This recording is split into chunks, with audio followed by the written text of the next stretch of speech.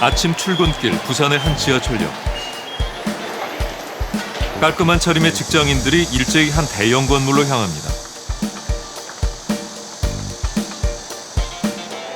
원래 서울에서 근무하던 이들은 2014년 부산의 혁신 도시로 금융 공기업들이 이전하면서 이제 대부분 부산 시민이 됐습니다.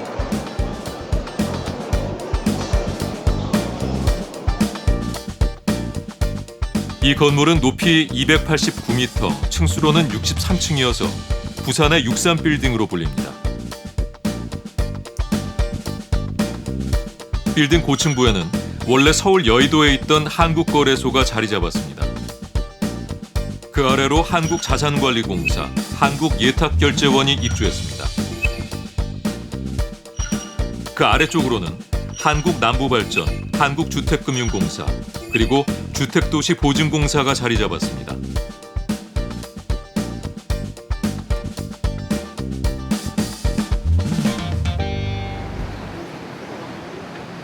이 건물 앞에는 넓은 운동장 같은 곳이 빈터로 남아 있습니다. 부산시는 아직 비어있는 이 부지에 산업은행 본사를 이전시키려고 합니다.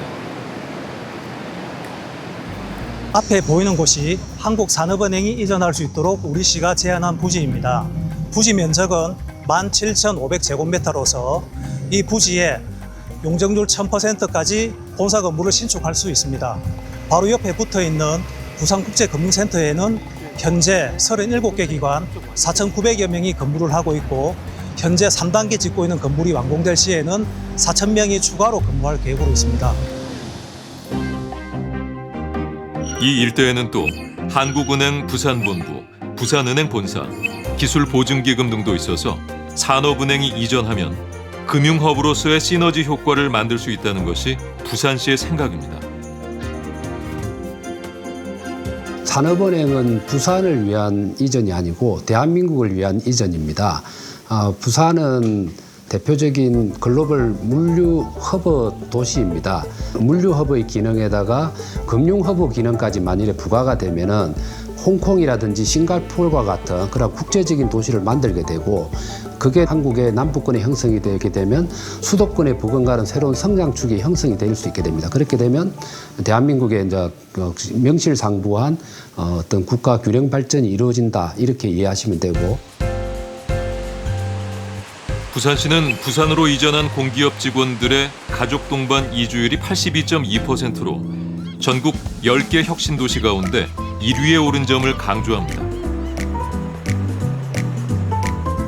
아무래도 서울에서 살다가 부산으로 오게 되면 시골이라는 인식도 가지고 있고, 그럼 아무래도 주거 환경이라든지 또 자녀들에 대한 교육에 대한 것, 또 문화나 여가 생활이 서울만 못하달까는 그런 불안감은 있을 거라고 충분히 이해를 합니다만, 그 불안감을 안 가져도 된다는 말씀을 좀 드리고 싶습니다. 대표적으로 1차 공공기관 이전이 전국의 10개의 혁신 지역으로 다 이전이 이루어졌는데 가장 만족도가 높은 곳이 부산입니다. 하지만 산업은행 노조의 생각은 크게 다릅니다.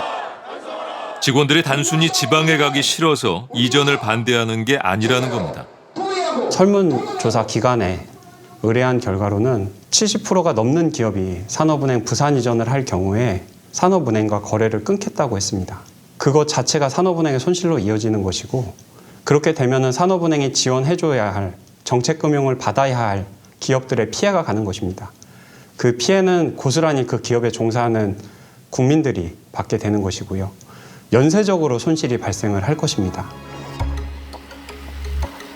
산업은행 노조는 최근 한국재무학회에 연구 용역을 맡겼는데 부산 이전 시 발생하는 산업은행의 수익 감소가 천문학적이라는 결과가 나왔다고 주장합니다.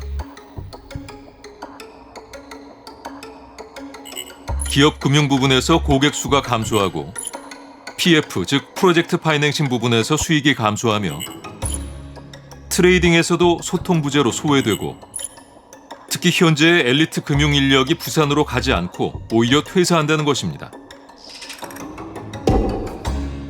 결국 산업은행의 경쟁력이 크게 약화돼 향후 10년간 6조 5,337억 원의 수익 감소와 또 신사옥 건설비 등으로 4,702억 원의 비용 증가가 예상된다고 주장합니다.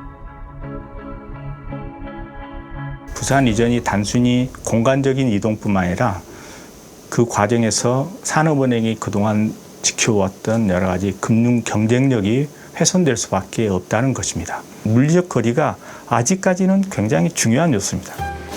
세계 유수의 금융 중심지 하면 뉴욕 맨하탄의 월스트리트랄지, 런던의 더 시티랄지 이런 것들은 그 해당 지역에 그 유수의 글로벌 금융기관들이 모여 있고 그 모여 있음으로 해서 더욱더 경쟁력을 갖게 있다는 것을 잘 아실 겁니다. 만약 산업은행이 서울로부터 부산을 이전하게 되면 금융 클러스터링으로부터의 소외를 의미하는 것입니다. 금융위원장과 부산시는 수조 원대의 손실이 예상된다는 연구 용역 결과를 그대로 받아들이기 어렵다고 말합니다.